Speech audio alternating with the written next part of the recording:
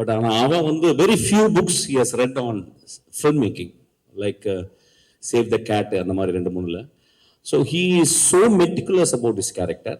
அவன் dialogue it was very astounding to be with him. Actually எனக்கு இந்த ஒரு சின்ன ஏஜில் இவ்வளோ ரசிகர்களை வந்து அவன் எப்படி, நான் நிறைய அவனை பற்றி அஸ்டன்ஸ், எங்கள் அஸ்டன்ஸ்லாம் பேசியிருக்கேன். ஆக்சுவலாக நான் சொல்லும்போது அஸ்டன்ஸ் நம்ப மாட்டாங்க அஸ்டன்ஸ், ஏன்னா அஸ்டன்ஸ் என்னையோட திமிரு பிடிச்சவங்க.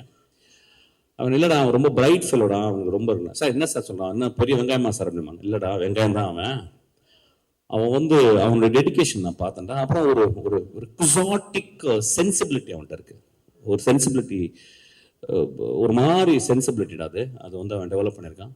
I think is going to scale heights. அவங்க கூட ஒர்க் பண்ணது வந்து ரொம்ப ப்ரௌடாக ஃபீல் பண்ணுறேன்.